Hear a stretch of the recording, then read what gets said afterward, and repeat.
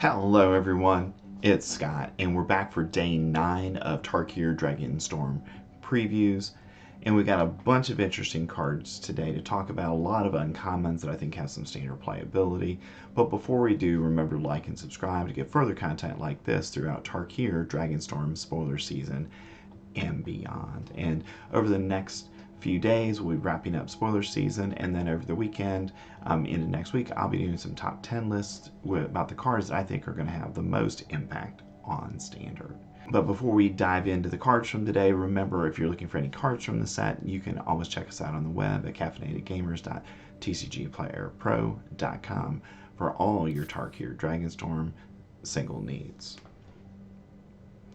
All right, so let's look at our first card of the day, and it's Roar of Endless Song for 2, a green, a blue, and a red mana. You get an enchantment. That's a saga. And on Chapter 1, you create a 5/5 green elephant creature token. On Chapter 2, you also create a green 5/5 elephant creature token.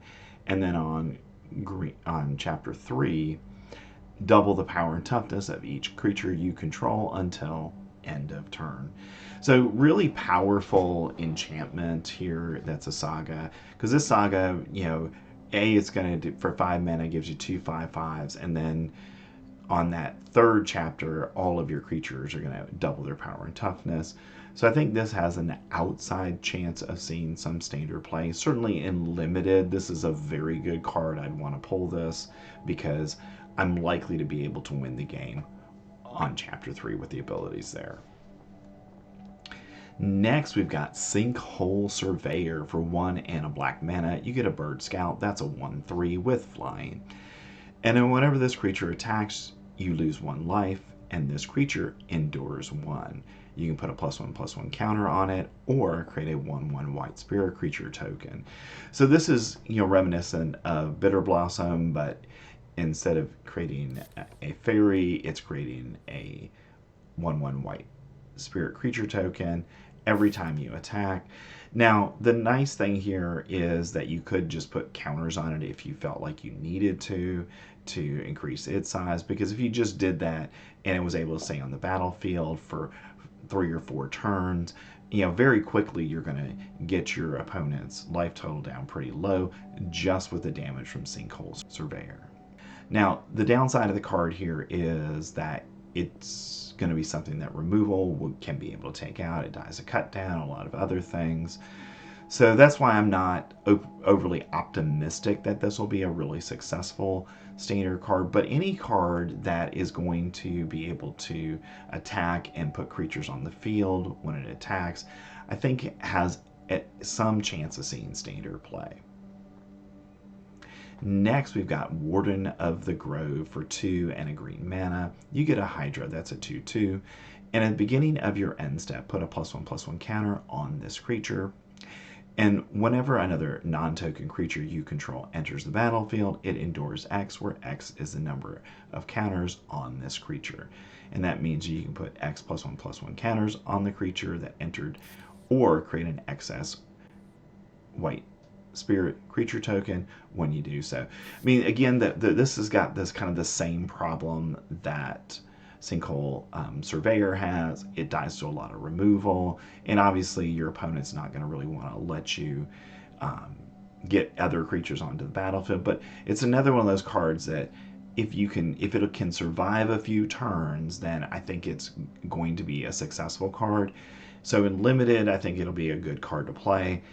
In standard, I'm less certain of whether it's going to be playable, but I think any deck that is going to care about +1/+1 counters, this I think is a good card to have in that deck, because you're going to be able to add +1/+1 counters basically after the turn the Hydra comes in. Any new creatures you put into play, they're going to go ahead and gain an additional +1/+1 counter, or you get to create that white spirit creature token.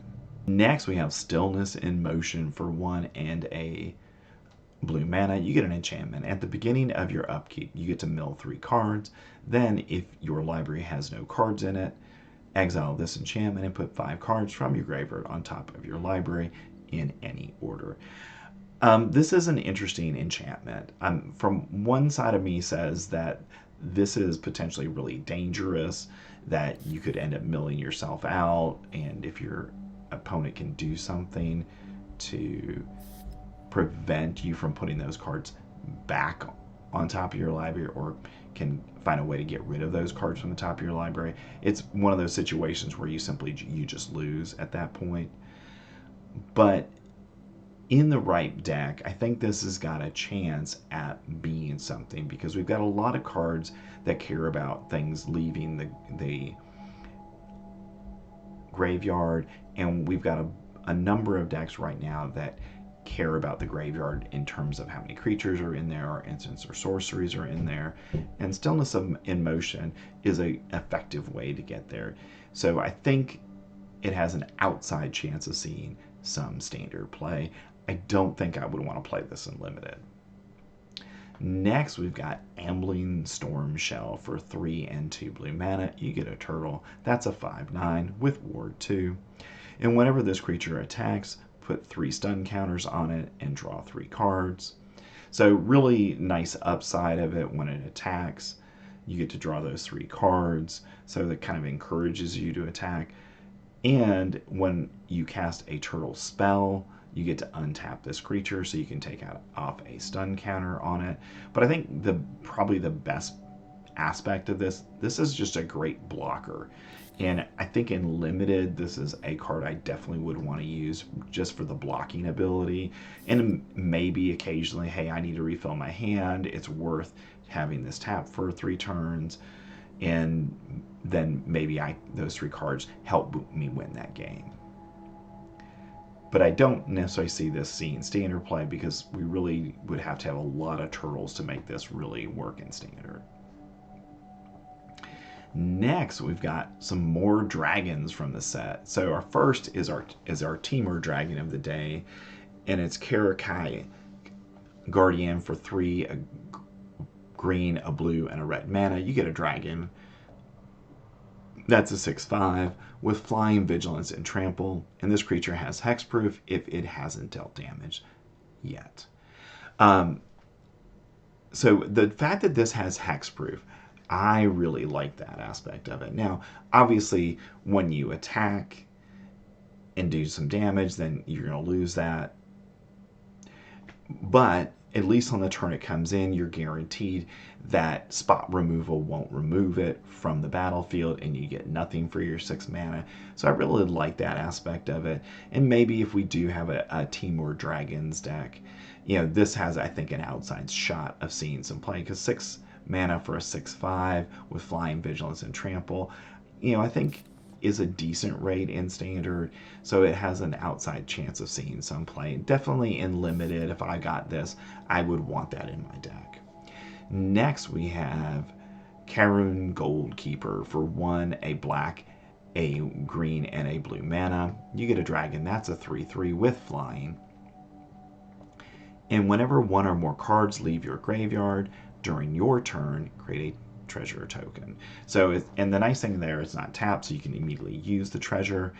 And I think this is a card that goes well in our Insidious Roots deck that's already out there, because I think you're going to benefit from the generally just playing that deck. You're going to create extra treasure tokens, which allow you to do more things in that deck.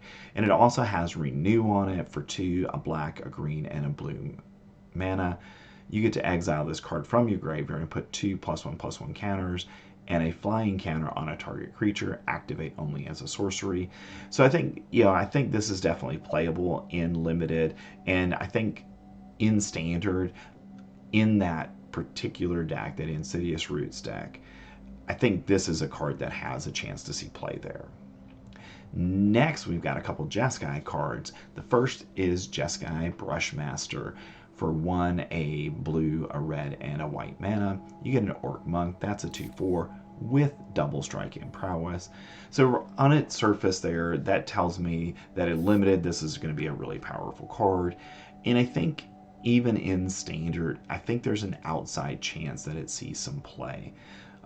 Having prowess and double strike together with spells like Monstrous Rage out there, leads me to believe that if you can give this thing trample and you can cast a few spells, then you're going to be getting damage through to your opponent. And every time you cast one of those spells, you're going to make it harder to kill Jeskai Brushmaster. So I think in the right build, this has some standard playability. Next, we have Jeskai Shrine Keeper for 2, a blue, a red, and a white mana.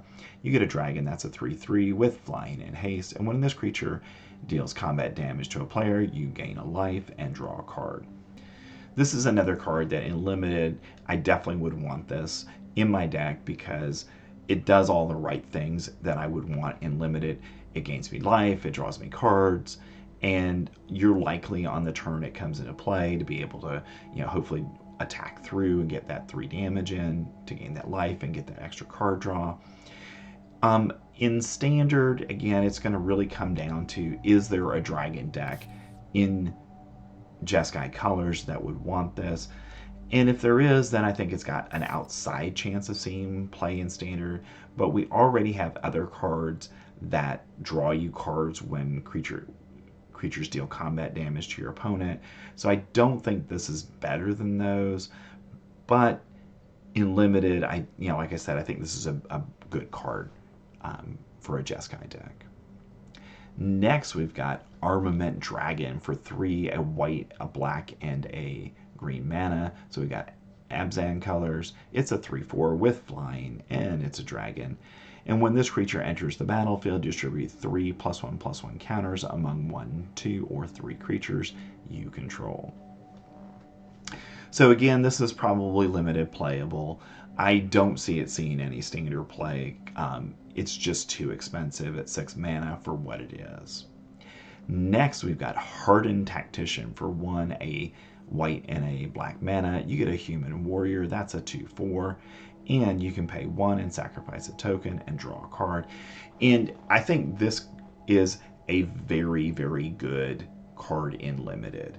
And if we do have a Mardu tokens deck or even an Abzan tokens deck, this to me looks like the perfect kind of card to go in that deck, because all you have to do for one is sacrifice a token for 1 mana and you get to draw a card. Well, in those decks that have a bunch of creatures with mobilize, they're going to die at the end of the turn anyway. So if you got an open mana, then after you attack with that creature, then you can turn it into a card. And I think under those circumstances, this has a lot of potential in standard, and definitely a card I'd want to be playing in limited if I've got a mobilized deck.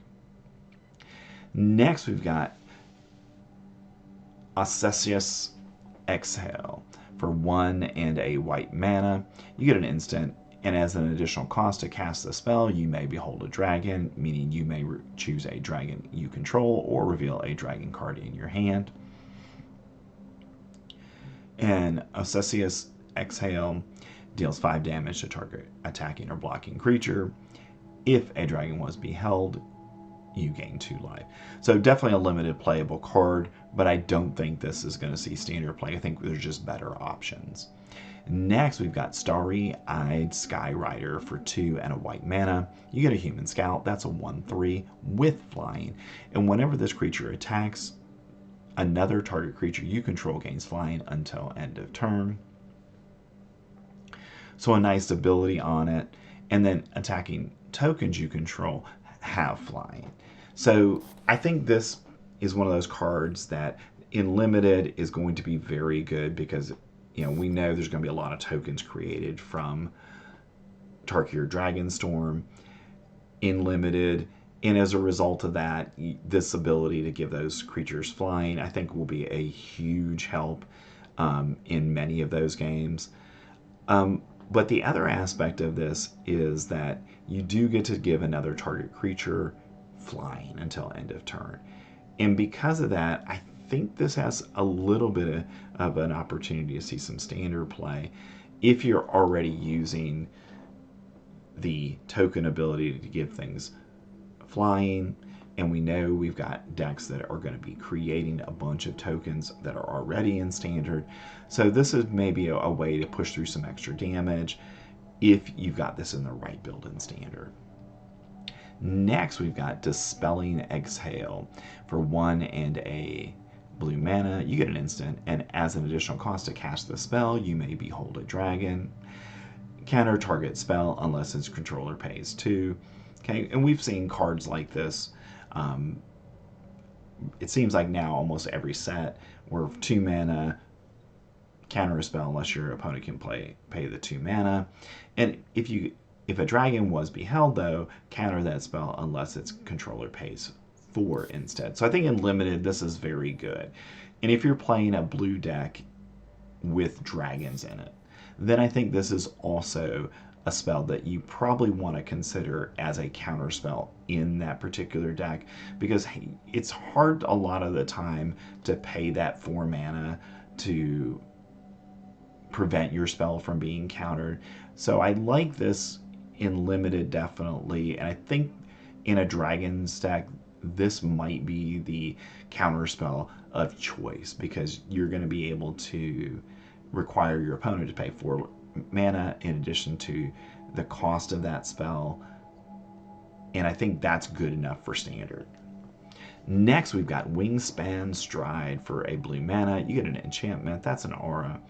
And an enchanted creature gets +1/+1 and has flying. And for 2 and a blue mana, return this aura to its owner's hand. So you can save this, in essence, if the creature that it's attached to gets killed, you can actually bring that back to your hand. But I think even in some circumstances, you might want to bring it back to your hand anyways, where you may play this on a low power and toughness creature early in the game, but then late in the game, you want to move it to a different creature that can do 5, 6, 7 damage potentially. So I think this has limited, definitely a playable card, and I think in standard, in the right build, it has potential to see a little bit of play. Next, we've got some black cards for the day. The first is Whale of War. For 2 and a black mana, you get an instant. And creatures, you get to choose one of these options, and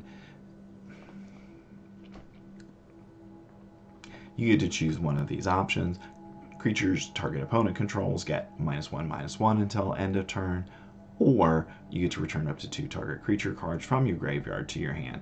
So this is definitely a limited playable card, maybe a way to deal with the 1/1 tokens that we know are going to be kind of everywhere in the limited format. In standard, I don't think it's going to be playable. 3 mana for this ability just isn't fantastic, and we've got a lot of good black removal right now, so I think this is a limited only card. Next, we've got Worthy Cost. For a black mana, you get a sorcery, and as an additional cost to cast the spell, sacrifice a creature and exile target creature or planeswalker. There's decks in standard that will use this because you can exile a creature or a planeswalker. The current ones only deal with creatures, and if you're already in a sacrifice deck, you're gonna gain a benefit from sacrificing a creature. This is obviously a removal spell of choice. The downside of it is at sorcery speed. Next, we've got Fire Rim Form. For 1 and a red mana, you get an enchantment. That's an aura. It has flash and enchant creature. When this aura enters the battlefield, enchanted creature gains first strike until end of turn, and enchanted creature gets +2/+0. Probably nothing more than limited playable, and I see it more as a combat trick where you're going to give something first strike, then you're casting this as something that you're hoping is going to help you win the game by attacking.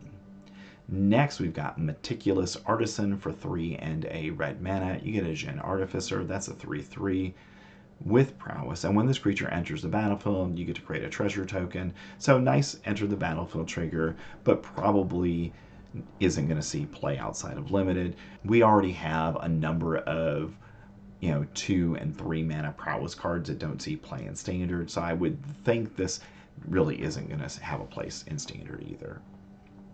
Next, we've got Molten Exhale. For 1 and a red mana, you get a sorcery, and you may cast a spell as though it had flash if you behold a dragon as an additional cost to cast it. And Molten Exhale deals 4 damage to target creature or planeswalker.